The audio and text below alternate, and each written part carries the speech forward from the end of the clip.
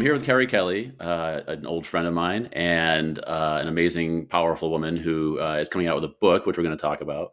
But first, I just wanted to say hello and welcome to Spiritual But Not Ridiculous. First of all, I love the title of the Thank you. podcast. Thank you. I was like, oh, that is so good. And I'm so glad to be here with you. We go so way back, you and I. I know. We should Many get into that a worlds little and bit. lifetimes ago. Yeah. Yeah. Many lifetimes for sure. I wanted to start, actually, your book inspired this a little bit, but I wanted to start by just saying that I think both of us are currently occupying Tongva land, right?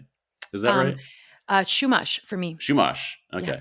Maybe it's different over here. I don't know. But Yeah. yeah, important to acknowledge that. And Yes. yeah, we go back to San Francisco. We go back, I don't know, 15 years or something. Yeah, and I love the commonalities. We share a passion for how to make the world better and how to raise all boats, so to speak, really reach people and transform people. And so I want to talk about that in this podcast and explore Yes to that. that stuff. Yeah, because it's so. I mean, obviously, more crucial than ever to talk about that stuff, to think about that stuff.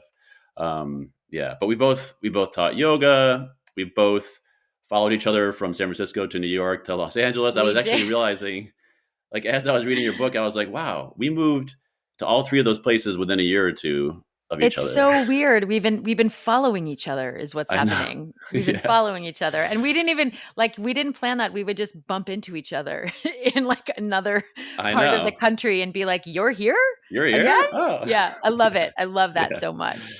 Yeah, totally, totally.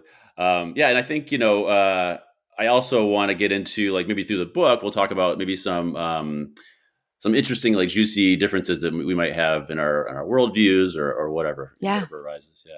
Yeah, bring So it.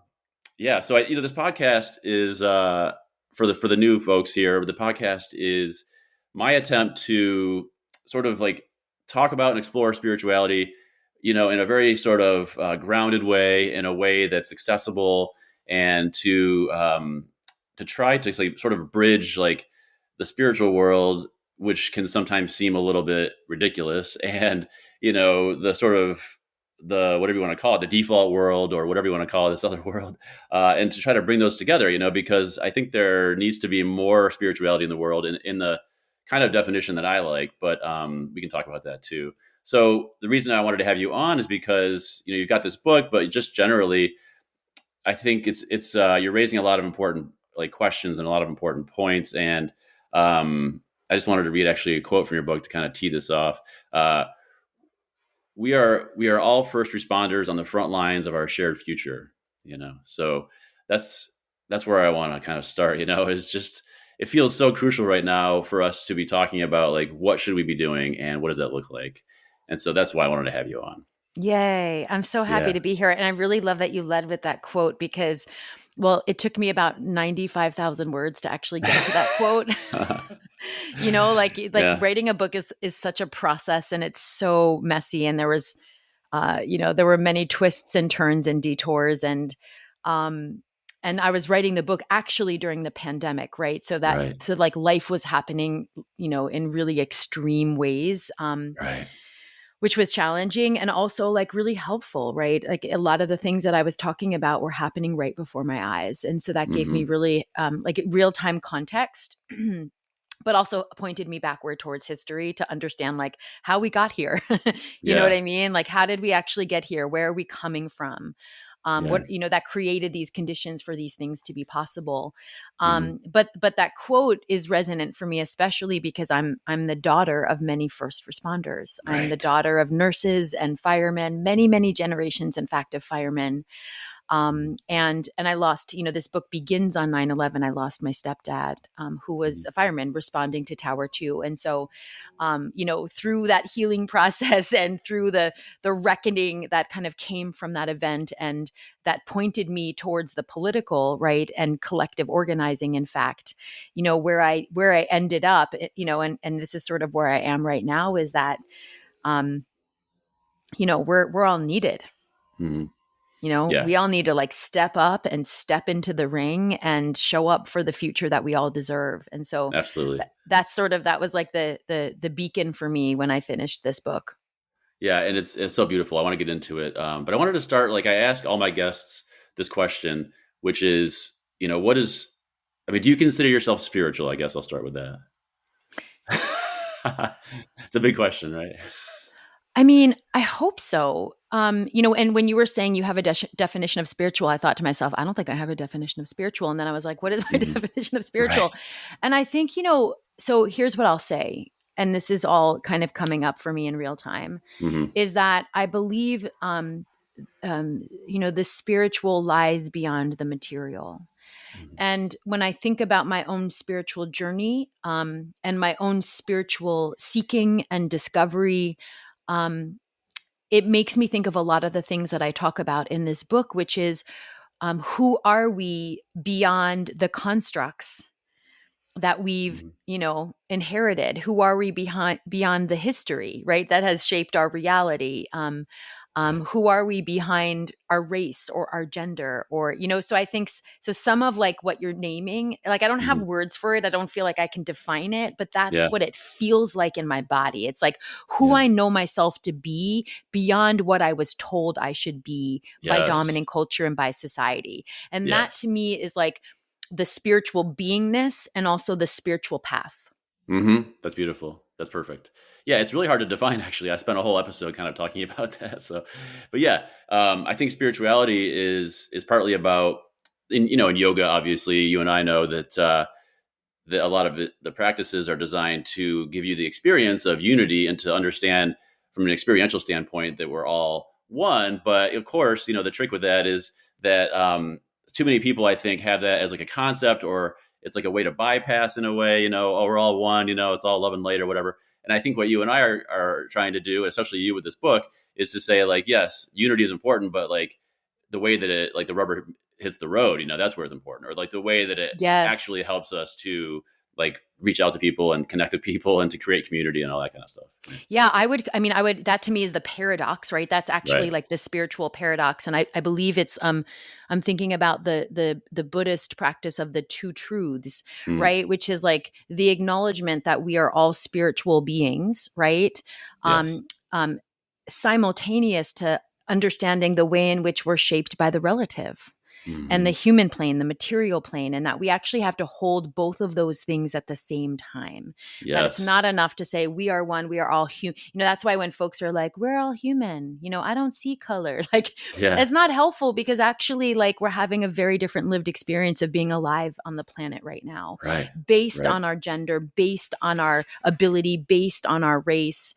And so it feels really important. And then to not understand the spiritual, right? And to just live in the limitation of the relative also Hmm. feels um, incomplete, is the word I would Yes. use, right? And so, like, Yes. so that's sort of my path, is how to like walk with discernment, to understand that we all are more, right? We Yeah. all exist beyond that which we have inherited, Hmm. and we have to very clearly confront and reckon with not just what we have inherited and the world that we live in, but also our place in it Yes. and our particular Yes. location, and how we're both impacted and implicated.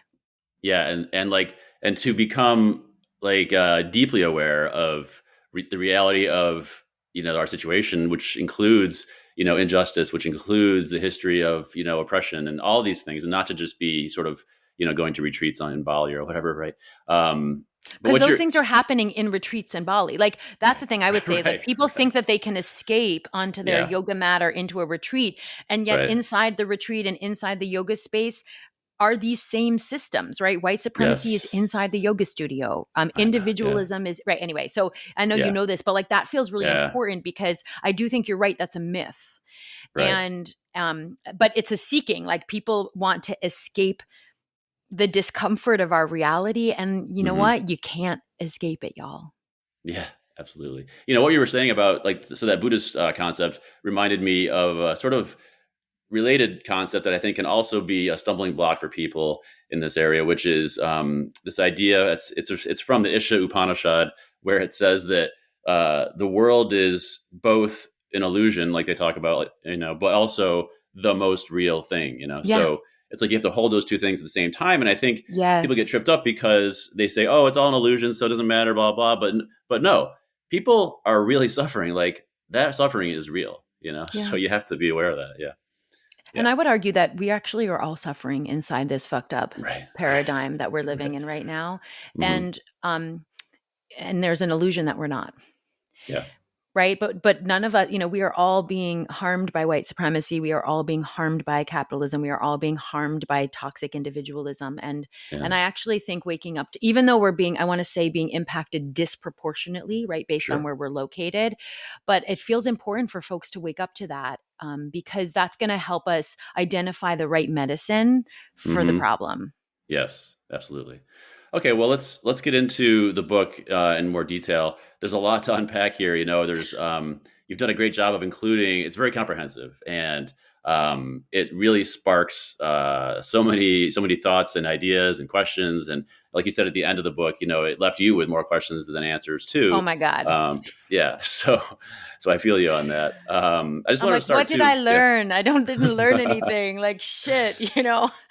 Yeah, but it's like such a rallying cry for this moment, and I think that's part of the role this book is going to serve, right? Is to sort of like spark conversations. I hope so. Yeah. So I wanted to start with a couple of quotes, actually, just to give a little bit more of a flavor of the book. So you say early on that the book, which is called American Detox, is a radical reckoning with the realization that there can be no well-being of me without a well-being of we. And um, and then you say in the introduction, this is about the messy and vulnerable work of transformative change, the kind of change that demands the whole truth and nothing but the truth, Mm, the kind of change that becomes impossible to avoid when the world falls apart. mm, Yeah. mm.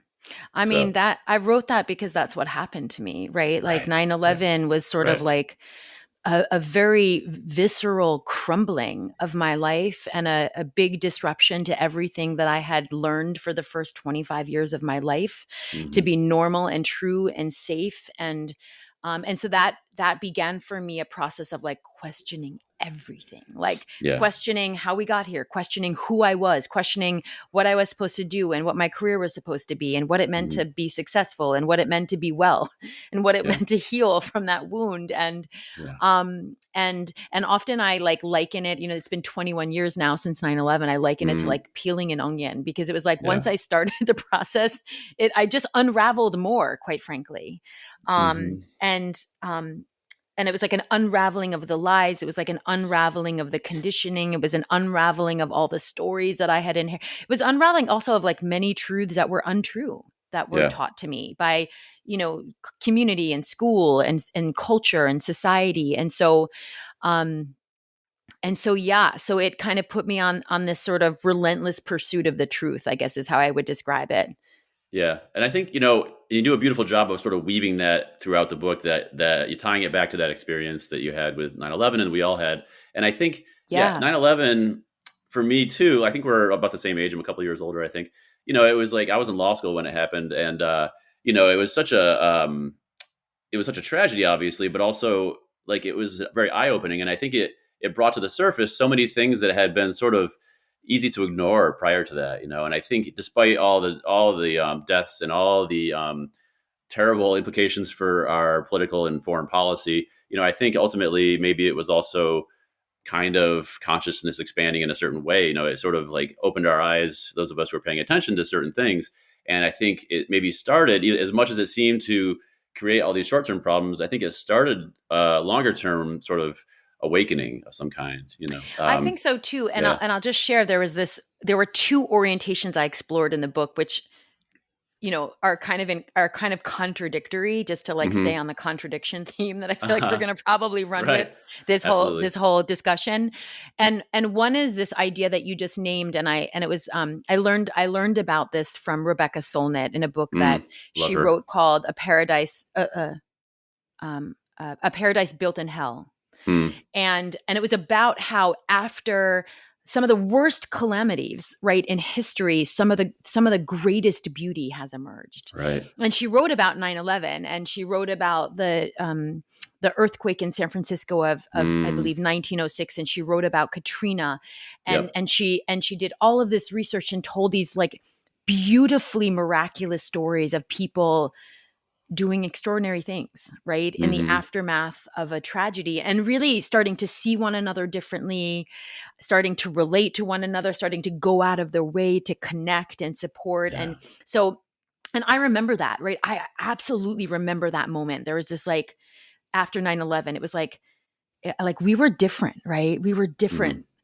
And the second orientation is from a book by um, Naomi Klein called The Shock Doctrine, Mm-hmm. which speaks to how in the aftermath of great calamities, right? Same setup, that people in power, especially corporations and industries and politicians, come in and exploit the vulnerability of people in the aftermath of these events. And she writes about 9/11, and she writes about, Katrina and a bunch of other, enormous events, right, that inspired great exploitation Yeah.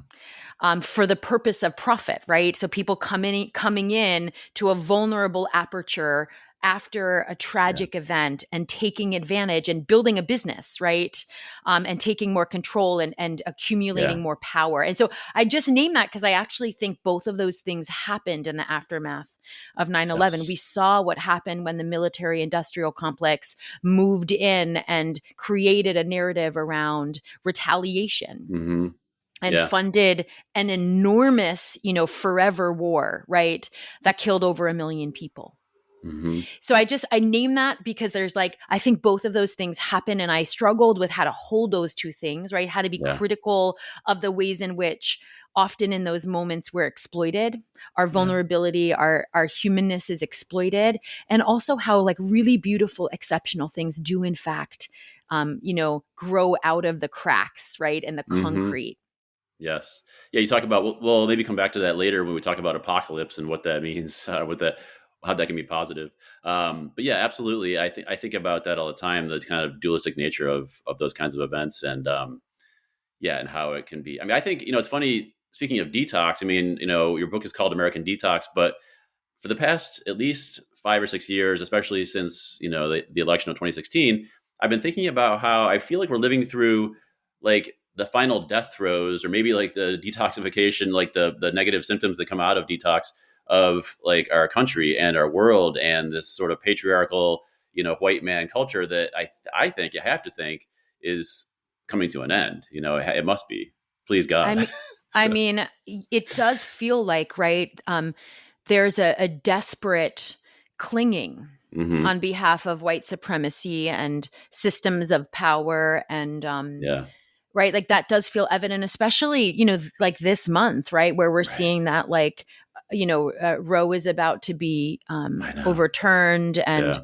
and the assault, the targeting and assault on women's bodies, on bodies, with people who can birth, are it's gonna like it's Mhm. gonna get real bad, right? Things are, Yeah. and it feels like things are getting worse before they get better. And so I Right. think you're right. I think, and I don't know what that means. I don't know what the timeline of that is. I don't have a prediction for people. And like, you Yeah. can't deny that that's happening. Like, we are going Yeah. backwards despite having a Democratic president and a Democratic Congress. And, we are going Mhm. backwards. And yeah, one theory is that this is the desperate, the last ditch attempt, right, Yeah.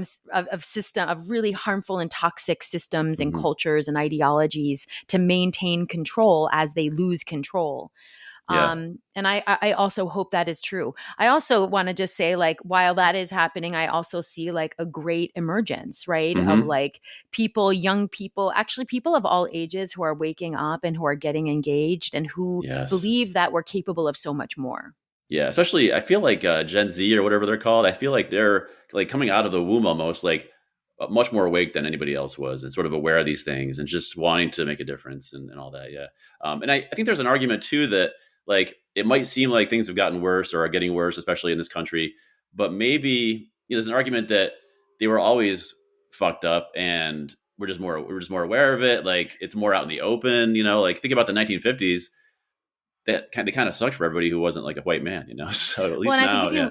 I think if you Yeah. look at the history, especially in the United States, there have been many moments of progress and many moments of rollbacks, right? It's like with Right. every moment of like moving forward, whether that's emancipation, there was always sort of almost like a kickback, Hmm. or a course correction by white Yeah. supremacy or by people in power. And so that cycle is continuous throughout history. And one could say that this is a part of that cycle. Hmm. And I think that point that you're making is really important, especially in relationship to Donald Trump and the way in which people were like, what? Yeah. Like that was not a new moment, right? That was a wound exposed, and many Yeah. people have been not just seeing that wound, but Right. navigating it, and also like being harmed by it for a really long time. And so it feels important, it's like these are not new things. These have been happening since our inception as a country, quite Yeah. frankly. And Yeah. some of us just now have, are the ability to see it. It's like the veil has been lifted, and we're seeing clearly not just what is happening in real time, but what has been happening all along. Yes. Yes. And maybe, maybe there's something to be grateful for to have a man like Trump who says the quiet part out loud. I don't know. Um, yeah. But let's get into the That's a book. that's a tricky one, right? It's like Yeah. maybe, Maybe. like does it Does it? does it require like someone that is that toxic and harmful to like wake us up? I don't know. I don't I know. hope that I read about this in the book, and I'm like, I hope that it doesn't take more crises I know. to wake us up. We need to start waking up just because, just because Hmm. when we look around, we see the earth burning, right? When we look Yeah. around, we see our friends getting sick. When we look around, we see people needlessly dying. That should be enough, right? Like, Yes. then having one more crises, one more pandemic, one more, devastating environmental event. Like, we can't afford that anymore. We just have to wake up now. Absolutely. Totally agree. Well, your book starts off kind of with this concept of wellness and how it's become almost toxic in a certain way. And it was interesting for me to read it because I guess I had never. It kind of opened my eyes to the experience of being a woman. I think first of all, I think as a man, maybe in this culture, I didn't absorb or I wasn't exposed to the same messages as much, and I wasn't sort of like expected to have a certain kind of whatever physique or lifestyle or whatever. So it was very educational in a certain way. And I didn't realize, I guess there's a progression where like dieting or these diet fads kind of became wellness. Like it kind of transformed into that, right? Yeah. Yeah, it's funny because I love what you're saying, because, I set out to write a book about wellness and what it means to be well in a toxic world. And I actually Hmm. think I ended up writing a book about socialization, like in the Yeah. ways and the Yeah. ways in which we're taking in really toxic messages about who we should be, because of systems of power and because of Right. dominant culture. And so that was my inquiry throughout the whole book, right? That was like the question I didn't know I'd be asking the whole Mm. way. And so I'm just really excited to hear that you're asking those questions. Like, Yeah. what are the message that I received, right? From like institutions and structures and dominant culture and media that are Yeah. different, right? About who I'm Yeah. supposed to be. And look, from what I know from the cis men in my life, like they received very clear messaging and training about like don't be emotional and don't Oh be well. Yeah. weak, right? Yes. So that kind of, right, like I really was hoping that folks would be inspired to like grapple with like some of that, Hmm. that air quotes, like that learning, that teaching, that training that I think we all were exposed to in different ways based on our unique roles, right, and our Yes. locations. Absolutely. And yeah, as a woman, like I had a very unique experience as a cis straight woman, able-bodied, white. I had a unique experience, and that was being like groomed well before I was indoctrinated into like a wellness culture. But Hmm. wellness was really just more of the same. I had an eating disorder growing up, and I struggled with that, for many, many, many, many, many years. And then when I got into wellness, um, um, you know what, because I wanted to be well and I wanted to be healed, that was the thing that Right. called me to wellness. It was just more of the same, quite frankly. Yeah. It was like skinny girls in skinny Lululemon pants, right? Eating, kale, drinking green juice, Right. like lots of deprivation, and starvation masked, right, as detoxing and Hmm. clean eating. lots of workoutism, Yeah. workoutaholism, masked as sweaty yoga, right? So so I Hmm. started to be like, wait a minute, like Yeah. this is supposed to be healthier. I thought that this was more, Right. enlightened and conscious. And in fact, I started to see that it was just, it was, really toxic conditioning repackaged in Hmm. wellness. Yeah. Um, and so I started to really question whether the wellness that, we were consuming was actually making us better or if it was making us worse. Yes. And it's such an important question. I think it's a tricky topic, right? And I think I could be wrong, but I feel like to some extent you're struggling with this question a little bit in the book, like because you say, for example, that you're not rejecting wellness, you're sort of reclaiming it, right? So there's like a spectrum where, I mean, let's take yoga for example. We're both yoga teachers, and I think we both obviously experience a lot of benefits, and I think we can talk more about that in a minute. But it's like I think yoga can help people, but there's a way in which it's been co-opted and sort of like drained of all its like authenticity and juice and everything, and become this like thing for white women to do to whatever, have a great ass or something. So I think it's tricky because yeah, you don't want to just be sort of isolating in the yoga studio. You want to be out, beyond the mat, as you say. But yeah, I think for me personally, like yoga, like I love yoga because I feel like it's one way that people can wake up too. If you're practicing authentic yoga, if you're doing more than just asana, but also the other forms of yoga and that kind of thing. So it's like it's a little tricky. I Yeah. think it's totally tricky. And I feel like Yeah. I really struggled with that contradiction, like Hmm. this, I know this is a real fierce critique of wellness. Yeah. And like what called me to wellness is that I benefited from it. Wellness Hmm. came into my life after 9/11. I was desperately searching for relief and recovery and healing and truth. I wanted to feel good again. Like I wanted to have Yeah. hope again.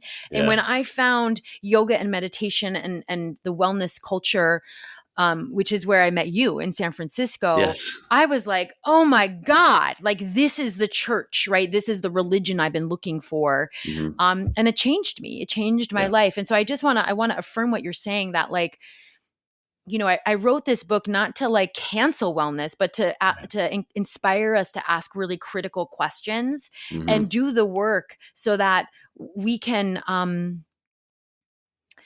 we can understand wellness and also do whatever correction is necessary to like create the conditions for people to be well on their terms, right? To like Yes. reclaim this idea of wellness that lies beyond, some of the toxic adaptations that you named, right? Whether that be Hmm. commercialism, capitalism, cultural appropriation, and the Right. colonization of indigenous medicines, Hmm. whiteness in wellness, ableism, in wellness, Yeah. thin privilege in wellness. I mean, the list goes on and on and on. Yeah. And what I want to say about wellness, because I think sometimes people then demonize wellness, is that wellness is no different than most other like industries and institutions. Wellness is just one more um, industry or culture that's just couched within dominant culture and within Hmm. systems of power. It's just replicating what it's a part Right. of. It's Right. just ironic, I think, in wellness, because wellness often coming from Eastern practices espouses concepts that transcend a lot of the things that have shaped it, right? Yes. And that's what makes it ironic often. Right. But yeah, I like wrote this because I want to be well. I want us all to be well, right? Yeah. And one of the things that you named earlier is this sort of idea, this value, this, I would even call it like an ideology, right? That like there can be no wellness of me without a wellness of we. Yeah. That actually like all of the seeking that we're doing on an individual level is actually not made realized, right? It actually isn't fully, manifested unless we actually create the conditions for all people to be well. Like I can't be Yes. well when so many people are suffering and oppressed like on my back, on the, like I feel like so much of my privilege, right? I understand this about power is directly in relationship with oppression. Like I can't be Mhm. privileged without people being oppressed, right? That's how things Yeah. work. And so anyway, so I feel like understanding that in fact we're not well, I don't care how like tight your lotus position is. I Yeah. don't care how skinny you are or how, enlightened you feel or whatever your word is for wellness. Hmm. When so many people are suffering, when the environment is literally like eroding before our very eyes, Yeah. um, when Yeah. so many people are living in poverty, like you're actually really not well, and there's a lot of evidence of that, and so that has been a really helpful reorientation for me Yes. in how I understand wellness and to how I practice it out in the world. Hmm. Yes, it's so important to have those reminders. Yeah, and I just want to say part of why I love talking to you is it gives me goosebumps. So thank you for that. But but yeah, it's crazy because just based on what you said, we can go in so many different directions. But I'm trying to keep it focused here.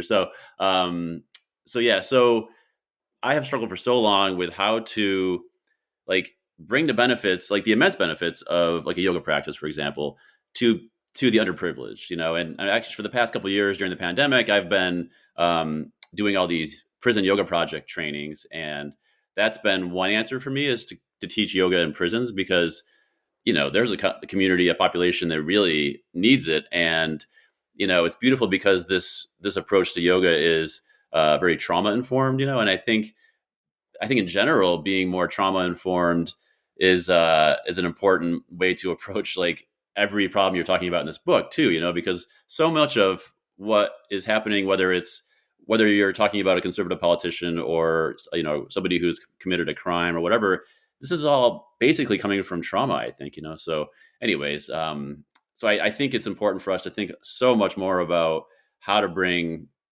these beneficial practices to as many people as we can. That's one thing that I think is coming out of these questions you're asking in the book.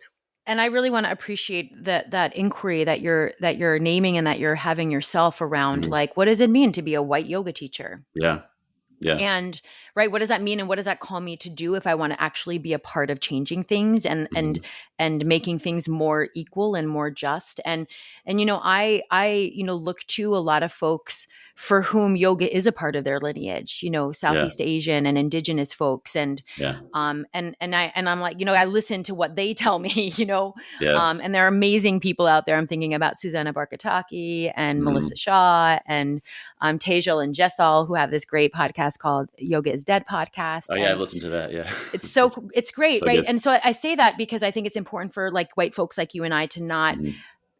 live into these questions in a vacuum, right? But to actually look to the people for whom this is their medicine, right? And Yeah. say like, how do we show up? How do we correct, right? And repair what has been broken, what has been stolen, right? Mhm.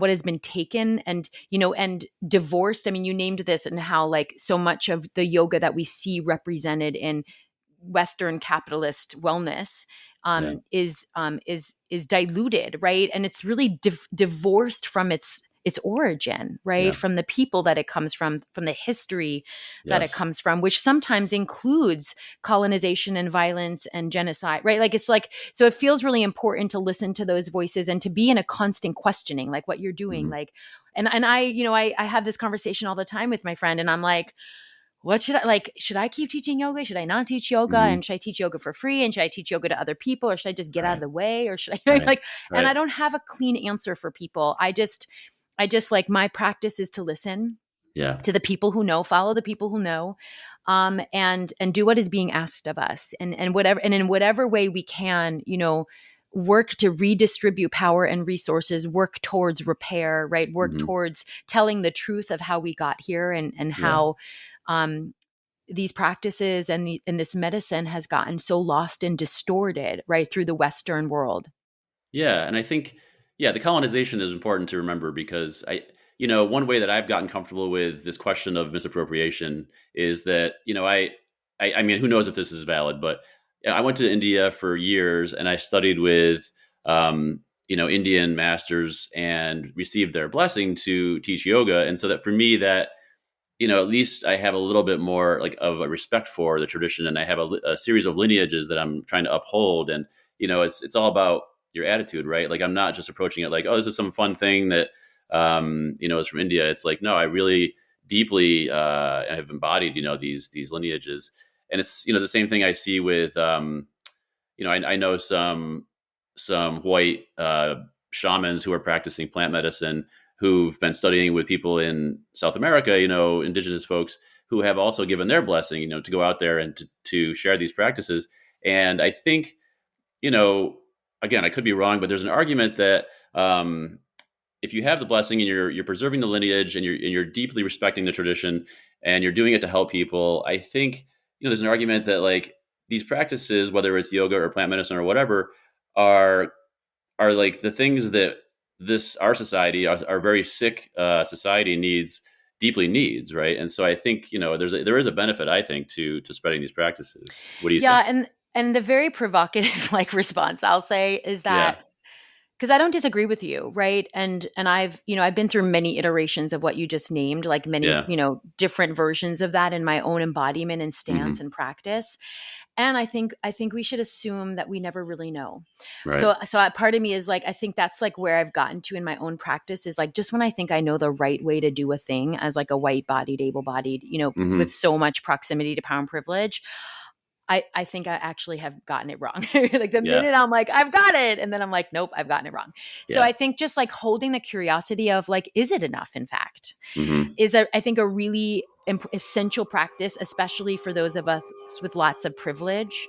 And I think some of the things you're naming do feel really important. Like, do you have permission, right? And hmm then how are you benefiting from those practices? And then how are you redistributing the resources to its original? I don't know. Like, I think there's so right, many things that you can consider and be asking. And I don't think there's one right way. And so I just think living into the question, I think, is the thing that, yes, and listening to the, I like, lots of people have been like, yeah, go forth, do this. And I still ask all the time. I'm still asking, like, because not everyone agrees, you know what I mean? Which means that we might still harm people, even if we've been given a hmm blessing by some, right? We might cause yeah. harm. We might be a part of the problem. And I don't think there's any pure, perfect answer, but I do think it just calls us to keep asking the questions and stay curious. I agree. I agree. Yeah, because I mean it's so interesting, and I don't want to get too like bogged down in this conversation, but you could argue that yoga or some spiritual tradition it's like a religion, or it could also be like a science. It's kind of both, and in that sense, these are ideas that come out of they just so happen to come out of India, but there are things that hopefully are for human beings, right? And there's a sort of it's so complicated because there's a way that this argument plays out where, if you're born, not in India and you're a white person or whatever, that you're supposed to just kind of stick to things that came from Europe or whatever, like, are you only supposed to do practices that come from your, ancestral? I don't know the answer to that. I mean, it's a great question, right? And Yeah. I feel like what you're naming, that, like, I mean, I think like often I do believe that a lot of our medicine did come from the same place and then hmm just, grew out and many iterations evolved, right? Yeah. Culturally and ethnically, and depending on, the regions you were in and the time frame and so on and so forth. So I'm sure that there's like, common ground, right, in a lot of the Right. medicines. In fact, when I look into the medicine of my ancestors, which are the Celts, Mm. um, the cauldron system very much mirrors the chakra system, right? And so like hmm there's lots of evidence that, of like medicines that have intersected, right? Or maybe Yeah. grown out of each other, which I think is it's a really cool idea and concept, right? And it's in the Yeah. same spirit of like, we all come from the same people, right? Like that's at the Totally. end of the day. Totally. And I think what feels important as we grapple with these questions is understanding that the context, right, and the history that these medicines have come out of and moved through has been really toxic and harmful and oppressive, hmm right, as well, right? So it's like it's sort of like what you're talking about before around like we can't bypass the truth of like our lived experience to just sort of reach for the spiritual Right. ideas of we are oneness. Right. It feels like the same kind of thing. It's like we can't divorce what feels like like an all-inclusive, all-accessible, democratized medicine such as yoga hmm from its history of Yeah. from colonization, right, that Yeah. impacted and shaped the medicine, from deep poverty, right, hmm from the way in which it was stolen and then capitalized, and you know what I mean. So I just think Yeah. that like we have that makes it trickier to assume that it can be a medicine for all people that can be taught by all people, because it's, there's a broader context. So anyway, I just say that because it inspires me to ask more questions. Definitely. Yeah. And you touch on the history of yoga coming to the West in your book a little bit. And, as a sort of like student of yoga history a little bit, I was like, well, but what about this? And what about that? Because there's Yogananda. A very brief history. Very brief history. Very brief history. Yeah. Yeah. Because, so you don't, you talk about Krishnamacharya and you talk about, who was the woman from ended up in LA, Devi. Yep. Indra Devi. Yeah, Indra Devi. Yeah. That's part of the history of asana, but I think, and I think maybe in the book, when you say yoga in the book, I think you're really saying asana to the large extent, right? I think I'm often, when I'm talking about yoga in the book, especially given the context of my analysis, I'm often talking about the parts of that culture that have been highly capitalized, you know what I mean? Like distributed, westernized, commercialized, and so on and so forth. Right. So of course, yoga is one of them. It's one of the largest sectors of that market. Yeah. And there are others, in fact, but I also wrote about that because I come from that lineage, and I don't mean I come from the lineage of yoga, but I mean like I was a part of the lineage of white women doing yoga. And so I was like, I need to write about the history of that. And I also it was also important for me to understand the way in which that history intersected with the history of immigration and immigration quotas, right? And that Indra Devi got into the US at a time when there were like really strict quotas on, Southern Europe and and in Asia, right? That prevented actual, folks who descend, Indian yogis to actually come over and control and lead. And anyway, so and that's a really complex story, but I just wanted to name that, I plucked that one piece of the story because that's a part of my lineage. What is the history of white women doing this thing to yoga? And I was like, that's my history and I better take responsibility for that. Right. Yeah. And it's why is there a studio in Venice, California, where they have a sign outside that says, no granola, no chanting, just yoga? It's like, wait, I think chanting is there, but yeah. And the other thing that I loved about, I heard you say Vivekananda, I love the idea that the first time yoga comes to the US, it comes in a political context. And I was like, I'm going to put that in there because, I've been pushing yogis to get politicized for 15 years to very quiet rooms and lots of resistance. And a lot of people don't know that is actually the history of how yoga came to the US, that it came over in a deeply politicized context where Vivekananda was invited to speak at the Parliament of Religions in the late 1800s and spoke out against English imperialism. Yeah. Right. And that was how yoga ended up here. And I just love that history because it means that the history of yoga in the US is deeply political.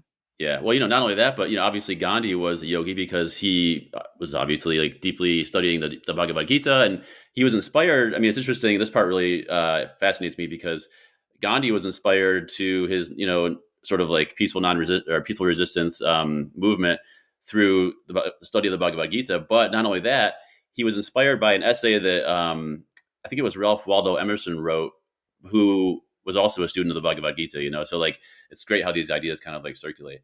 But yeah, I think Gandhi's another example of how yoga can be sort of an inspiration for this kind of political resistance, and this kind of, activism, really, if you want to say that.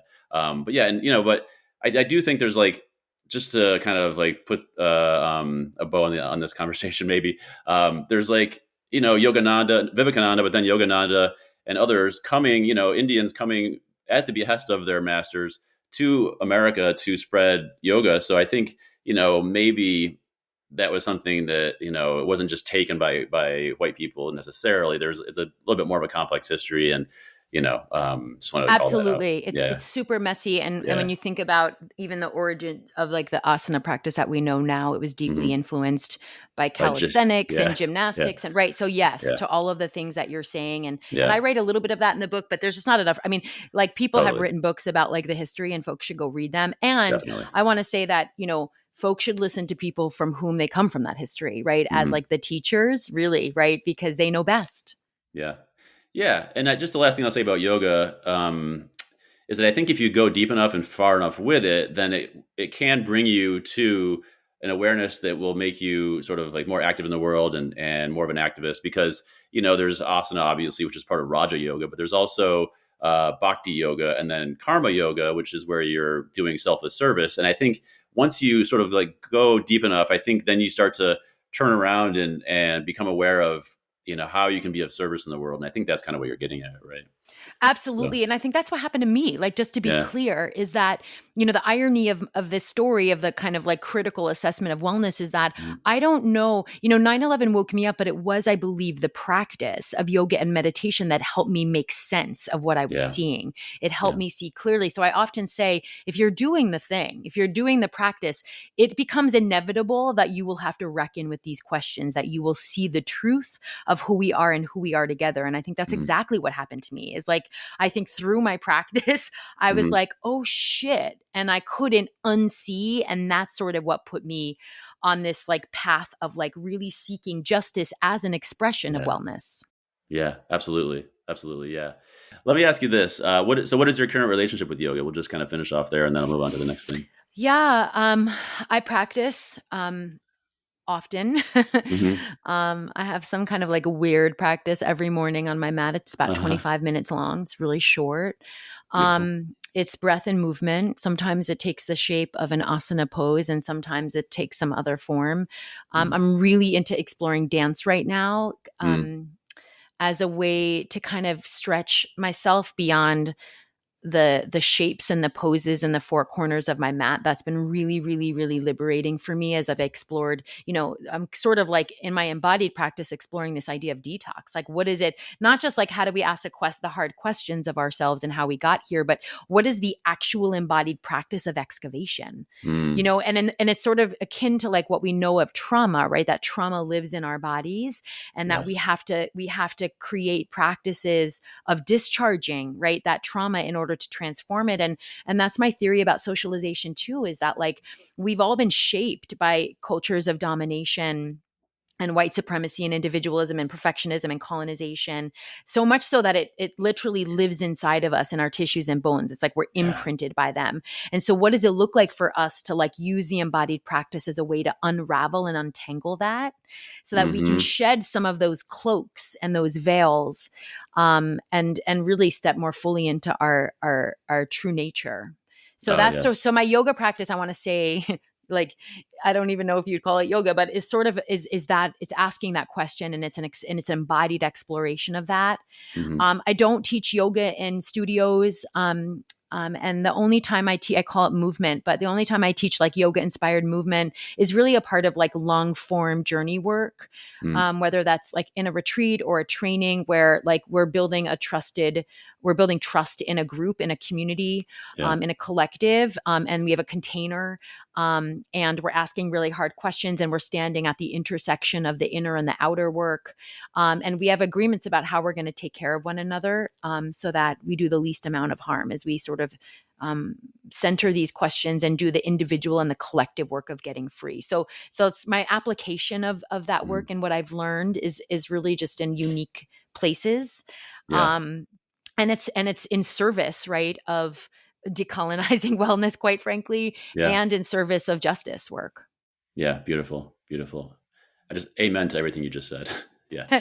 Well, and I just want to say like it's taken me a really long time to get there, and I don't even know Mm. if that's right. So I like live into the Yeah. question every day, like, is this what I should be doing with this? And then Yeah. I ask people who know, like, is this the right way for me to express this practice? And what is what does it look like for me to do repair as I go? Yeah, and I have to say, like, I hope that you can serve. What I would like to see is that for you to serve as a role model for everybody, because this is what people should be doing every day. You question whether what you're doing is the highest and best thing, and whether you're harming anybody. I think that's the most important thing. 100%, right? If we Yeah, just do that, y'all, like if that is our that's practice, right. like that's a really good start. It's not the whole thing, right? It's not, but Mhm. it's a good place to begin. Yeah, So yeah. yeah, yeah. Just to touch on the thing you said about the how these things can be stored in your body. A couple things on that. I think part of why I love the practices that I teach, and I basically teach these more energetic sort of Kriya-based practices that I've been learning in India. And the benefit of those is that they do directly access in different ways biomemory. And that's where a lot of what you're talking about is stored. And so that can bring up, emotions and things that you need to face for yourself personally, but also what you're talking about, which is how systemic racism or, ancestral trauma and all these things are also stored in the body. And so that's why, Yes. that's why I think it's so powerful. And, for me, that's why I think like one thing I was thinking about a lot in reading your book, but also just generally, a thing I think about a lot is how, it's not like I feel like so many people who are deep thinkers and really smart are coming up with all these very well reasoned arguments that we should be making these policy changes or like telling people to change their behavior in certain ways. But the challenge that I've really encountered in thinking about like how can I be of best use in the world is that it's not enough to just make a well reasoned argument to people because their consciousness is too dense or they're like not going to hear you or they're going to think you're saying something different. And so I think like for me, part of the reason I've arrived at teaching these practices to some extent is that I think it helps people to wake up because they need to wake up first before they can really hear you. Right. I love that. And I totally agree that, I mean, like, especially given what we know of bias, right? That Mm-hmm. like if people aren't constantly interrogating their biases, Yeah. like that's just a whole mess right there. Especially in the pontification and the righteous, prophetic, I'm just thinking about like Twitter and social media and just like Right. talking heads all over the place. Yeah. And, the other thing you're making me think about is also how, I think some of these practices really call us to locate ourselves in relationship to the problem, right? And so Mm-hmm. I think about like how I see a lot of people pontificating about problems where, from which they have absolutely no lived experience, right? Which feels just like Yeah. intelligent circle jerking, like it's just Yes. ridiculous. And so Yes. like that feels important as a part of like consciousness raising too, that like Mm-hmm. we ask ourselves, like, do I actually know Yeah. what's Yeah. needed given my location and my lived experience? And if I don't, who do I need to ask that actually Right. knows the answer to that question? And then Right. how can I support them, right? Knowing what's needed. And so that feels like a really, really, really important practice, especially just given like the political climate and how loud some voices are and how Mm-hmm. silenced others are. Yes. Yeah. And I think what you're talking about too reminds me of how one thing I say often on this podcast is that we're living through the tyranny of mind, which is to say, like, the only modality that's really accepted and valid in our world is like mental activity, reason, pure reason, that kind of thing. When actually, living from the heart or having empathy or intuition or all these other ways of being and these ways That of, part. yeah, is so important. And like, it feels like in my mind, like there's a deep connection between pure reason and like the sort of like cold reason and whiteness and like the history of the patriarchy and all that stuff is so deeply connected. And like part of unraveling all of that and all that oppressive history we've gone through is like teaching people to move more into those other ways of being, right? Love that. So yeah. So well, let's talk about healing because your book goes into a whole section about healing too. So I'll start with a quote. You say that healing isn't linear or transactional. It demands that we go through the pain and suffering and come completely undone first, which I love. And this is kind of what we're talking about. Only then can we remember and reconnect to the part of us that has been whole all along. And then I'll just read this other quote too, which is from the same section. Grace has taught me to trust the space in between who I was and who I am becoming. And it is there that I experience healing. Oh, I hate that part. I You just want do? to say that. I hate that in between. No, it's because it's like, it's like it's in the womb, right? It's in Yes. the pupa, it's like before Yes. you become the butterfly. I just want to name that like from a real, I mean, I believe that, right? Like I believe that Yes. that's where, in the chrysalis, right? That's where we have the most Yes. potential to change. And yet I just want to like be real that part really sucks sometimes, I'm so with you.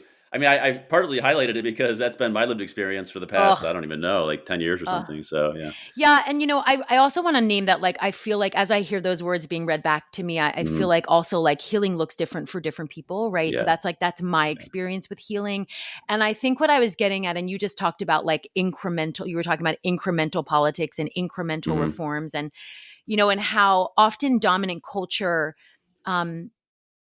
sells us, um, you know, shallow antidotes to really deep problems, right? Yes. Like, Yes. right. So I think that's also what I'm speaking to around healing is like we have to go through, not around. We have to go all the way to the root cause, the root problem. Mm. If we really want transformation, if we just want incremental changes, you know, and sometimes we're not ready, right, for healing all the way. I just want to say that too. Like sometimes we're Yeah. like, I'm not ready. I'm not there. I don't feel like I can hold that. And so like there's a path, right? And sometimes it is like incremental. Hmm. But when we talk about the kind of transformation that I think many of us are seeking, and I also think about that on a collective level, like the ways in which we need to transform our systems Yes. and our structures. Like it's not enough to just move the furniture around in a room, which I think is a lot is representative of a lot of our politics and a lot of the Yes. policies that people bring forth. We need to actually like dismantle the entire house. Hmm. Yes. Isabel Wilkerson talks about this in her book Caste, right? Because she talks about this sort of like she talks about the idea of caste being this sort of like falling down structure, you Yeah. know, this like leaking, molding, and how we can't just keep like, you know, hammering, you know, reinforcements into the house. We need to take the house down and actually rebuild another thing. Yeah. Which is quite a process. I mean, yes, quite a process in terms of the external reality of it, but also internal reality, which is like realizing the extent to which so much of our personality is comprised of these ideas around capitalism and the free market and how things are supposed to work, and like dismantling that inside of people is also quite a challenge, wouldn't you say? Totally. I totally agree with that. And the other thing that yeah, so right, like so this has been my discovery because you know, like what I write about in that chapter was like all of the like short I was trying to take lots of shortcuts to like I wouldn't even say to healing. I was just trying to take shortcuts to feeling better. I was like, Mm, I'll just drink something. I'll take some right. drugs. You know what I mean?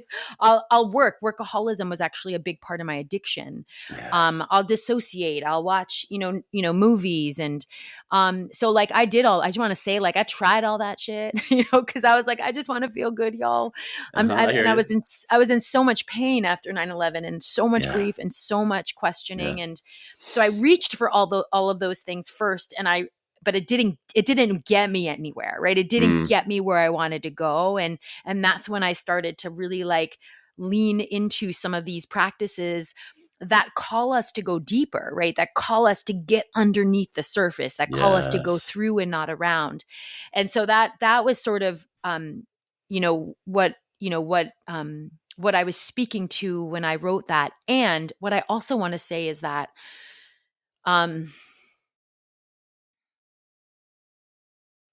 I want to speak to the like grossly disproportionate conditions that enable some of us to be on this path of deep inquiry and unraveling and healing, and others just to work 3 jobs a day to Yeah. just put food on the table. Like so that also that so you're talking about the book in chronological order, but like in later chapters, what I discovered right through my own practice was that most people are struggling to survive, Hmm. much less be well, much less be on this, like, what's the deep path of healing, right? And so Right. that's what actually got me political. I was like, yeah, I could bring meditation and yoga to different communities, or I could fight for a living wage. So people actually can Yeah. make a wage that allows them to be with their family more and to also take care of themselves, So Hmm. anyway, so like, I just want to say that like that learning evolved for me Hmm. as I went, right? Where the ideology of how healing works actually became complicated Yeah. by the understanding that most folks actually don't have the conditions that enable them to have a very luxurious contemplative, moment in their lives. Yes. And so Yes. that's when I was like, oh, this is not wellness at all. Healing actually means that we have to create the conditions for people to heal in the ways that they can. And that includes making sure people, get fair wages, and making sure people have healthcare, and making sure Hmm. people have paid family leave, and so Yeah. on and so forth, right? That became actually the center of my wellness practice, so that people actually had what they needed so that they can actually be available for healing. Yeah, you remind me of that Martin Luther King Jr. quote that you have in the book, which I'm going to paraphrase, which is something about how, philanthropy is great, but we should also be questioning why we have structures that require philanthropy, right? That's kind of what you're Oh my getting at. God. And there's an amazing book that I include and I reference in that chapter. I think that's the Wellness Beyond Whiteness chapter. Yeah. That by a journalist named Anand Giridharadas. It's called Winner Takes All, the elite charade to change the world. And it's really about how all of these do-gooders and philanthropists, and I'm even thinking about like corporate social impact programs and like wellness, saviors, right? Yeah. Christian missionaries, right? The history of like helping other people Yes. in a way that doesn't change the system and doesn't change the order. It actually maintains order. It means those people stay in power, stay in control, stay on top, right? Yeah. And they're probably, I don't think it's philanthropy does all bad. I think some good things come out of it. And we should really critically challenge any structure that upholds the current system of power, Yes. and that disempowers people, as opposed to changing the structures, changing the systems, and creating the conditions for folks to actually change their own conditions, to change their own, situation, and to get what they need in the ways that they know best. Yes. Amen to that. Yeah. Because I love that part of the book because you talk about how basically like there's a colonial approach to helping people, right? Where you come into a place as a foreigner, totally out of touch, and you think you have all the answers, and it's like you don't understand the community you're going into and all this stuff. And yeah, I think that whole thing needs to change. And what you're saying is so true. You have to dismantle the structures too. And I love how kind of vulnerable that story you have in the book is about you going to Africa and, all that whole thing with posting on Oh social media and yeah. everything. Yeah. So, Oh yeah. Right. Like, I mean, I fell flat on my face into that trap, right? Where I yeah. was like, I want to do good, and I'm a good yogi, and I want to be, I want to help other people be well. And I'm going to go all the way across the country Yeah. unwelcomed, to make myself feel good, basically, Hmm. um, um, and how that's a part of a much larger history, a really fucked Yeah. up and harmful history of Yeah. white people assuming that they have permission and that they know best and that they can go in and just make a mess of other people's lives. So And arrogant. often the Yeah. reason that those communities are suffering is because of the history of Yes. US imperialism in the first, I like, know. we, in many ways, we caused the problem, and then we go in and say we can fix it. And so Yeah. it really, that was, I did that thing. Yeah. Lots of people have done. I did Right. that thing, and came back and really started to question whether that was the way in which we make change, and Yeah. my place in that, right? And one of the things I learned writing that chapter about myself and whiteness is how, um, um, I've always called myself like a recovering control freak, right? Like, control has always been where I go. When I'm scared, when I feel vulnerable, when things are uncertain, I try to control everything. It's what I tried to do after 9/11, right? It was like, Yeah. I'm going to control everything and make everything better, and fix it, which is ridiculous and Right. absurd. Just like our But government did. Yeah. just like our government, just Yeah. fix it. And it's what we're taught by dominant culture, because we don't have a spiritual practice that can Yes. hold uncertainty and the groundlessness of our human condition. But what I realized in writing that chapter was how much my investment in whiteness was about maintaining control, Yeah. Yeah. controlling the conditions, controlling the details, controlling the outcome, controlling other people. Yeah. And once I saw that, I was like, holy shit. Right. And it was hard for me to see that, because often dominant culture would be like, yeah, take control. That's really great. And take initiative and be the project leader and lead. You're such a great leader. And I would get patted on the back and rewarded for all of that stuff. Right. But once I saw that as whiteness, I was like, oh shit, that is like real toxic. And that's not moving us in the right direction. It was most certainly not helping me maintain relationships. Yeah. Well, it's interesting too, because I think this goes back to something you were saying a minute ago. I think that this illusion, this false notion that you can have control is another way of avoiding feeling things. Right. And so, I just wanted to, I love that quote. I think you have a quote in your book from Pema Chodron who says something about addiction comes from, not wanting to be on your edge or something like that. But it's like, it gets to what I feel like we've really touched on the heart of everything right now, because for me, this gets to like the crux of the entire problem that we have as a humanity, which is people just don't know how to feel their feelings in a way that's productive, or they don't even want to feel them in the first place. And I think that results in all the things we've been talking about, like this resistance to feeling our feelings, for example, is why conservatives don't want to acknowledge systemic racism. I think they don't want to feel bad. They don't want to acknowledge, these feelings that make them up. I It's one totally agree example. with you. And I think the thing I would add to what you're saying is that, and I don't have this thought fully baked, but that Yeah. I actually think the dissociation you're speaking to, the disembodiment, is actually a reaction. It's actually like a coping mechanism, right? It's a trauma response, right? Yeah. Apathy is a Right. trauma response. Yes. Dissociation is a trauma response, right? Yes. And also that and that we've created a structure and a culture to actually reinforce, like, don't look that way, look the other way, numb yourself. Here's lots of substances, Yep. here's social media to literally chemically distract you. I mean, like, so you've got like, you've got this like coping mechanism, and then you have a system that's actually perpetuating, encouraging it, and then profiting off of it, by the way. Yeah.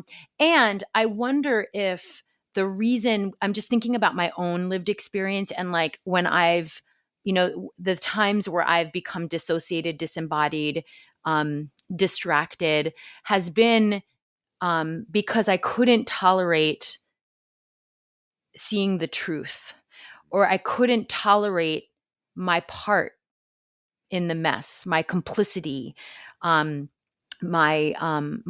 ways in which I was implicated in the horrible things so I want to name that too, that like some of the reckoning that I've been just trying to build conditioning and muscle around is that I'm part of the problem. And like, you know what, like that hasn't destroyed me yet. Yeah. You know what I mean? Like I can Yeah. actually like say that. I can say I'm Right. part of the problem. I've made mistakes. I write about a lot of the mistakes I made in the book. You just named one of many ways in which, I have fallen flat on my face and really and caused harm. Right. Yeah. Yeah. And some of what I feel like spiritual practice teaches me is that I can survive those things. Right. Yeah. I can survive mistake make, right. And so I just say that because I think, to your point, some of the muscle toning and the conditioning we need to do right now is in fact to build a capacity to feel, to build a capacity to be uncomfortable, and also to build a capacity to make mistakes and to be human and to survive, and also have the skill to work towards repair, right? To do what's needed to tend and to mend what has been broken or torn. That feels really important, because I think sometimes we don't follow through on the second part, right? Which keeps us stuck. It's like, like take responsibility and then like do something different, right? And do repair. And so I'm trying to like really practice that. And I'm also trying to like learn for myself, like unlearn the idea that like if I'm not perfect and if I make a mistake, I'm going to be canceled and cast out, Right. and really build a capacity to like be here for all the mistakes that I make, and know that if I do the right thing and I take responsibility and I move forward, that like I can still belong, right? Yes. Yes. And I think I just want to say again, the way that you're asking all these hard questions and you're constantly examining your actions and being you're taking ownership of past mistakes in the book, it's such a role model. I hope people can really just take inspiration from that. I mean, it was hard to write It those was hard. things. I know. But I had to do a lot of reckoning. I feel you. You reminded me of I was in just to be cliche for a second, I was in an ayahuasca ceremony one time, and this Very cliche. Thank you. very cliche. Thank you for bringing that into this. And there was this very wise woman who was there, this old woman who was probably in her 70s, and I was having a really hard time, and she said to me, one sign of being a mature adult is the capacity to sit with uncomfortable emotions for long periods of time. And it's fucking hard, but so necessary. Oh yeah. And I think that's, and I'm like uncomfortable all the time, and I'm like, because I've like said yes to this work, which means like the universe is like, here's more discomfort and here's another version of that. And now I'm going to kick you back to, so I'm like, all right, I'm like here for it. Mm-hmm. And what I want to say, just to give a not a counterpoint, but like to widen that perspective, is like with the expansion of our capacity to feel discomfort and to feel all the things, to feel the truth of who we are and how we got here, Yeah. also comes beauty. Like, Yes. I have experienced more beauty, more miracles, especially in relationships that I've been able to develop, that people who have walked with me on this path, more joy and laughter, and Yeah. my life is better. I just want to say that, like, my life is better because of this work. And yeah, it's hard, and you fall apart, you know what I mean? You crumble into pieces, Hmm. and you lose yourself for a moment. But the process of putting yourself back together, of building relationships, of building trust, of seeing yourself, this is a spiritual practice we began with, of seeing yourself and seeing all of us beyond, Yeah. right? Imagining ourselves beyond what we have inherited Yeah. is worth it. Like, it's It's worth it. worth all of that muck. Yes. Yeah. It reminds me of when I was first in therapy, like 20 years ago or something. I was first learning how to feel my feelings. And I said to my therapist, you know, this feels terrible. Like, why am I doing this? And she was like, you're going to have a richer life. Your life will be much more like a rich tapestry. And yeah, you're so right. It's the full spectrum. You want the full spectrum. You don't want to just live in this little siloed, control tower or whatever. So, Well, and I'll share this with you because this was such a juicy nugget and you're going to love it. yeah. My friend Mark Gonzalez, who's an incredible artist and poet and futurist and strategist, is doing all of this research on empathy. And empathy technology. And and I interviewed him for the book. And one of the things that he told me and taught me was that empathy is not just experiencing the suffering of another, which is, I think, how we often talk about it, right? It's not Right. just putting yourself in someone else's shoes when they're suffering. He said empathy is also experiencing the joy of another, that it's actually experiencing the full spectrum of another's human experience, and that you actually Yeah. can't just do one without doing the other. Oh, And that was like mind shifting for me. I was like, yeah. holy shit. Like, it's Yeah. not just about feeling like the ickiness and the awe and the sadness and the grief. It's about the joy and the ecstasy and the beauty. And so, like, that has shifted, I feel like, my orientation about justice work and about how to, Mm, like, what it feels like to be in this work, right? It's really a yeah. holistic and whole experience. I love that. I love that so much. And I feel like it's interesting because it's making me realize the people who are, I feel like my experience oftentimes when I work with people in underprivileged communities or whatever it is, it's like not only are they maybe suffering a little bit more because of hardships and economic realities, but I feel like they're also able to have more joy than so many people who are privileged, which Oh is, my God. yeah. And so, Absolutely. yeah, yeah. Well, okay, so I want to read you this quote about capitalism. I love how this is kind of where you take things a little bit, and just this idea about scarcity versus dignity. So you say capitalism is rigged for scarcity, and it doesn't just impact us physically; it impacts us emotionally. The contradiction of capitalism is that while it invites us to believe that abundance is our birthright, it also states unequivocally that we cannot afford to care for the planet and all of its people. And then you take it into here's another quote. You say scarcity, which I think is an inherent part of capitalism, right, is such an enormous and all-consuming ideology that no matter how far I've traveled on my journey, it always followed. So tell me about scarcity versus dignity. Oh my God. And I just want to name that I'm in such a, like, scarcity moment right now.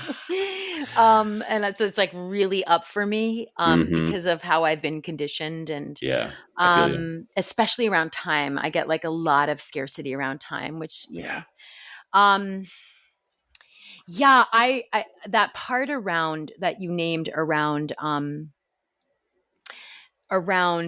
selling us abundance, but also selling us the idea that there's not enough to go around, is such a mind fuck. Yeah. And I put that in there because wellness really reminds me of that, right? Wellness Mm-hmm. is like everything's abundant, just have abundant thoughts, and Right. there's some Right. everybody can get what they need, blah, blah, blah, blah, right? Yeah. Well, when in fact, wellness is accumulating and hoarding a great deal of wealth, Yeah. and much of wellness practice is individualized, right? It's all about like my Mm-hmm. practice and my enlightenment and my crystals, and so Mm-hmm. I just think the irony of that, right, is like so deep.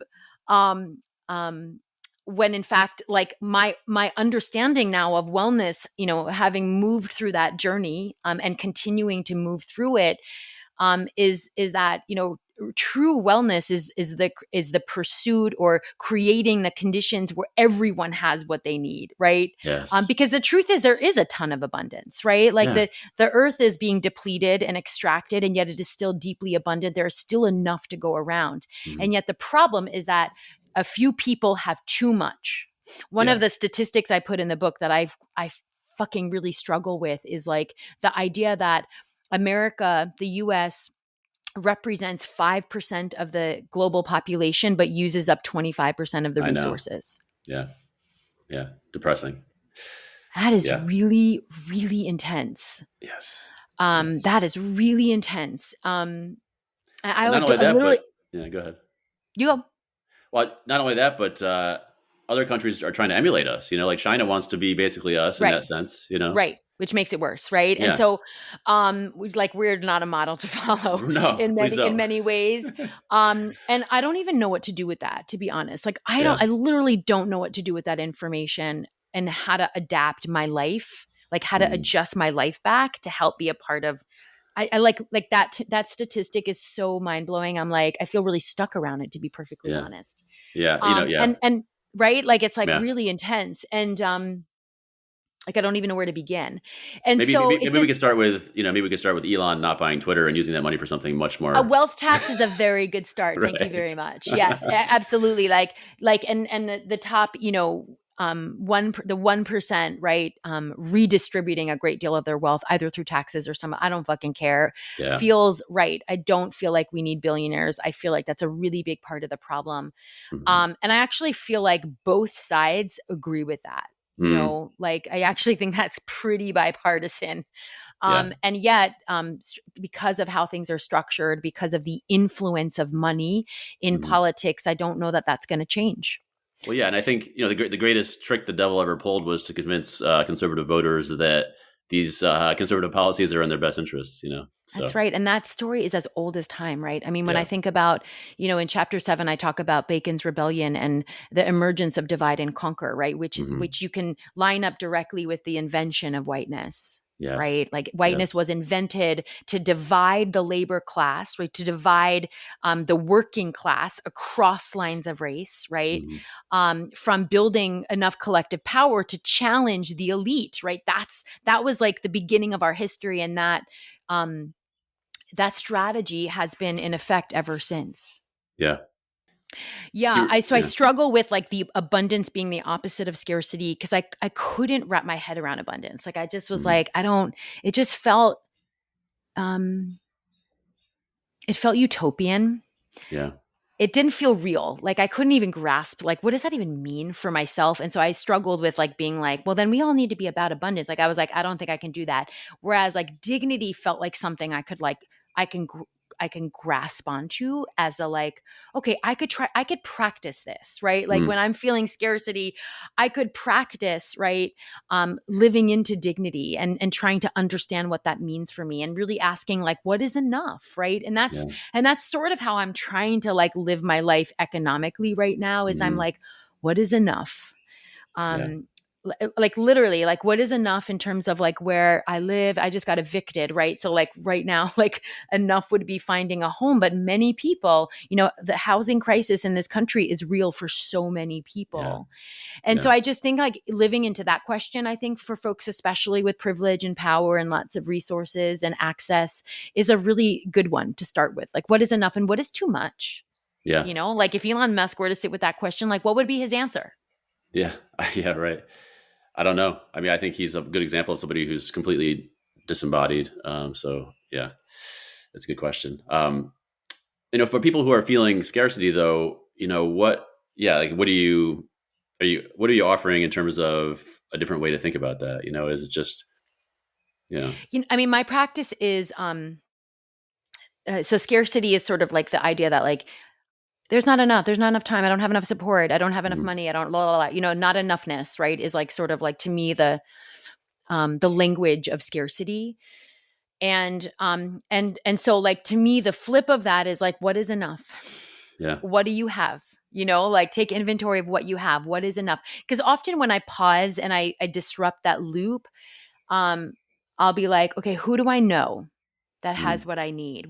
How mhm, can I ask for what I need if it is in fact missing? Right. So like, it's yeah, like, so you have to disrupt the loop, the tape, because scarcity is weaponized in capitalism. I mean, that's why I connected it to capitalism, right? Capitalism thrives on scarcity. It mhm, thrives on the idea that you don't have enough, so you need to buy more.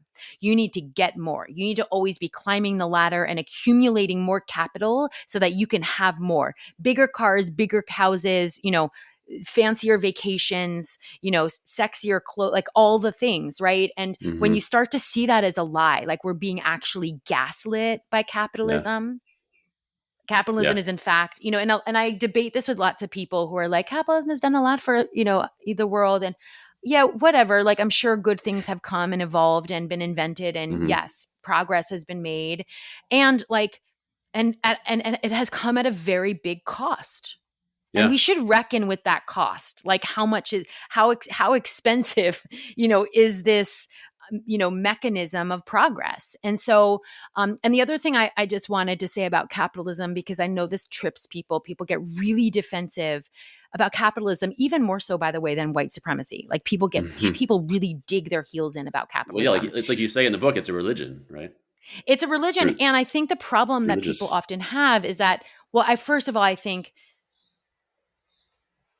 it's really, this goes back to spiritual practice. I think it's really hard for people to criticize capitalism and to want something different, something more than Hmm. what we've inherited from an extractive economy like capitalism. Yeah. Um, I think it's hard for people to reckon with that even while they're inside of it.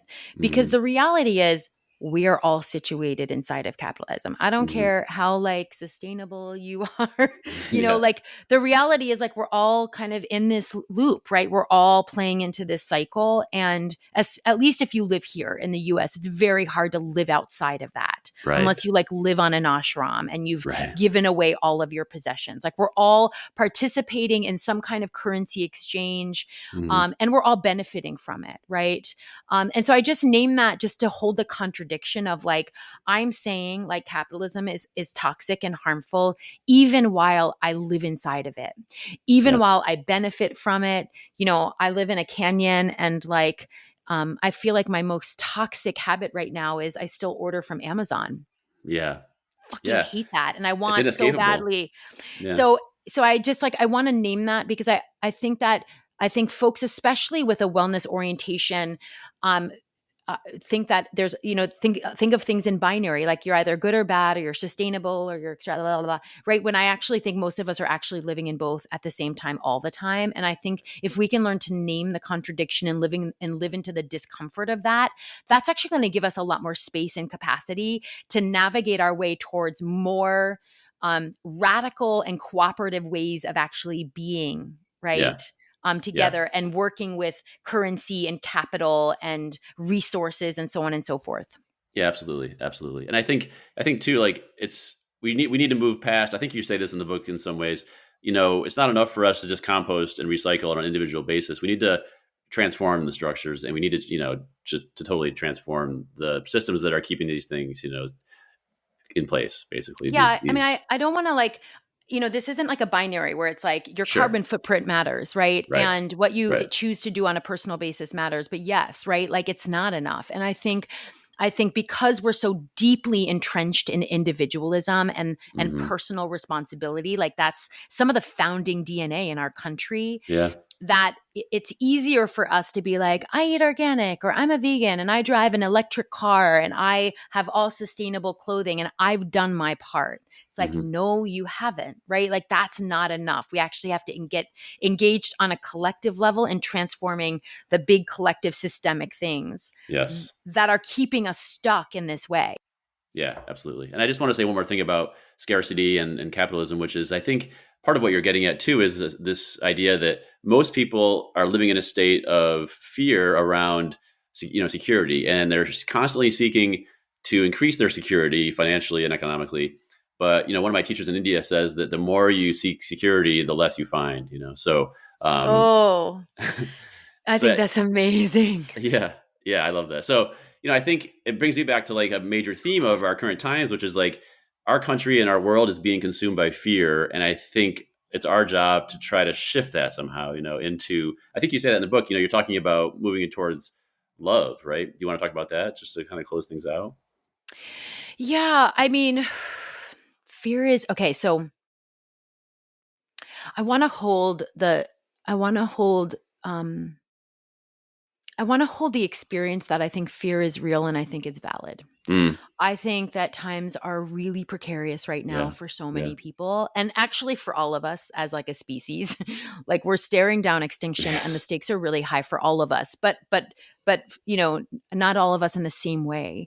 And so I just want to, because this idea that we should be fearless, I think I talk about this in the book, feels also Mhm. ridiculous. Like, these things are scary. What's happening Yeah. with abortion in Roe is fucking terrifying for Totally. me as a woman, and also for all people, I think. And so I want to validate fear. Like, I want to say that that's real, because these things are happening. But I Like, think, yeah, I totally agree. But I think it's important to distinguish between sort of valid fear and these stupid fears that are being drummed up by Fox News, where it's like fear of the other, you well, know. here's what I learned in this process is that whether fears are real or imagined, they show up in the body exactly the same way. Fair, fair. And that people actually often can't discern. So I think the thing that I'll say about fear is, so I want to validate that it's there, and that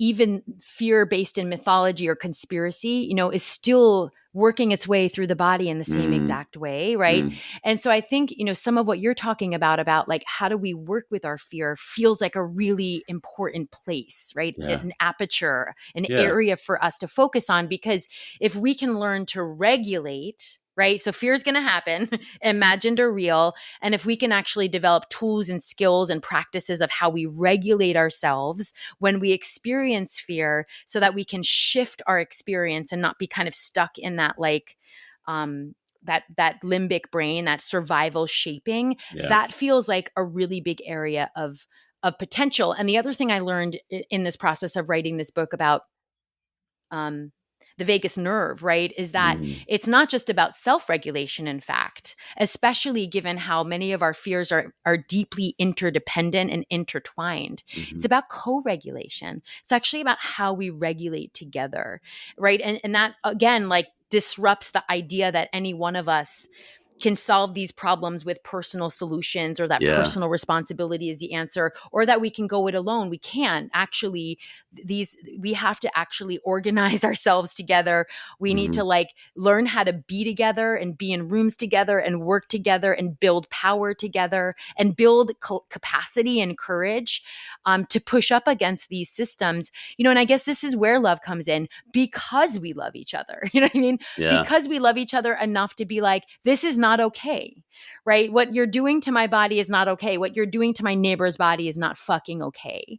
And so therefore, like, we're going to build together, we're going to build power, we're going to organize, we're going to get engaged politically, and our wellness practice is going to take on a different shape out in the world, because we love each other, because we care about each other, because we understand that we're all worth belonging and safety, and deep love. And so anyway, that's how I'm trying to play with fear myself right now, is like, not to deny it and not to invalidate it, but to do what you're doing, which is like building practices and learning how to work with fear, so that Yeah. I can shift it and I can have more capacity, right, to, like, live into what's beyond it, and to do the work that we're being called to do, right? Not just by ourselves, but with each other. Yes. Thank you for all of that, Kerri. You're such a vessel for truth, you know? I mean, I don't know. I'm just trying to figure it out. I love that you say that. And I'm like, honestly, like I literally just learned that yesterday. And so now I'm on to learning the next thing. And so Love it. Mm-hmm. this is all my part of my own like questioning and questioning and questioning. And, you know, and then I'll have like a little realization, but it will open up 10 more questions. So thank you for saying that. And as you know, it's all a journey. Yeah, definitely. Definitely. Well, what do you hope people will get from this book, or what do you want to leave people with? Everybody keeps asking me this question, and I got stumped a couple times, but I have a couple answers now. Okay, so good. There's three things I'll say. The first thing is I hope that this book stirs people. I hope it challenges folks to ask hard questions of themselves, of how they've been shaped by dominant culture and by, ideologies of separation and supremacy and scarcity that we've been talking about in this conversation. I hope that people will then locate themselves. Like we're not exempt from the problem, and we're not the only one, right? Responsible for the problem. And so I hope that people will start to like feel into like, what is my part in this mess? What is my right role and responsibility? Like, what is my stance or my yoga pose right now that I understand, right, what's happening and how I've been implicated and shaped and what's at stake? Like, what is my stance? What is my skillful way of engaging? So some real like deep inquiry and practice around location and taking up your right role and responsibility so that you can be, a first responder, on the front lines of our future, to reference that quote. And the last thing is that like no one is going alone, no one can go it alone in this fight, like our problems are collective. They're deeply intertwined and interdependent. And so we have to act together, right? We have to move collectively.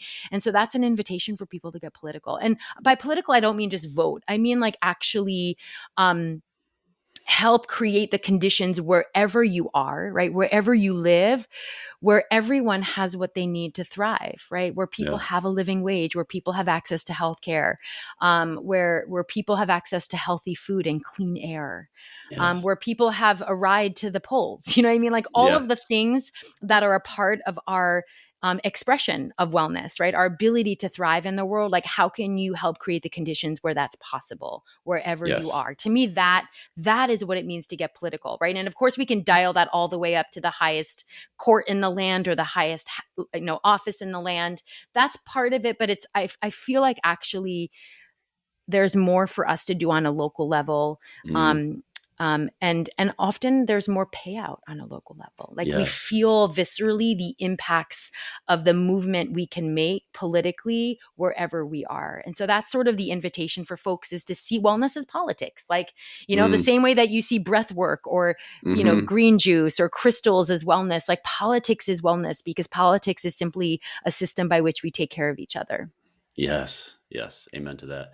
And and in terms of your desire for the book, it certainly has changed me reading it. So thank you for that. Yeah. Thank you. So I just want to say the book is American Detox, The Myth of Wellness and How We Can Truly Heal. I don't know if it's not going to show up because of my background. Is that going to work? A little bit. I'll put a copy or a shot. I love it. But yeah, so thank you so much for doing this, Kerri. Oh my gosh. We could talk for hours, but yeah. I feel like we should just get like a couple meals ordered and just keep going. But I want to thank you. And what a cool experience to like have been on this journey with you for so long in so many different places, and for it to be coming full circle in this really, what feels like a really important moment, in our wellness and in our, in our future. So thanks for creating the space and for chatting with me. Yeah. Thank you. And I feel it's funny. We're both in Los Angeles. I feel like counterintuitively something interesting is happening in Los Angeles. I don't know. There's maybe it's just I don't either. I don't know. Lots of things are happening here. Yeah. Yeah, but clue me in, right? Because I don't know. Yeah. We'll see. But yeah, I think I'm trying to build community, and I think that's what you were just saying. So we'll see. Yeah. Yes, please. I'm here for Kerri. Oh, is there any? So where can people find you? Oh yeah. Well, let's see. You can find me at CitizenWell, CTZNWELL.org. We have a really, really amazing newsletter called Well Read that we put out every week that uh, helps you stay informed about what you need to know, and what you can do, like how you can take action. And then you can find me at kerrikelly.co or americandetox.co. We're going to be doing a really cool book club for this book when it launches, and we're going to be doing some cool experiences and retreats and courses that help folks continue to kind of unpack this question and this work. Amazing. Beautiful. Thank you, Okay. Chad. Well, thank you, Kerri. I'll see you Take soon. care. Take care. Bye-bye.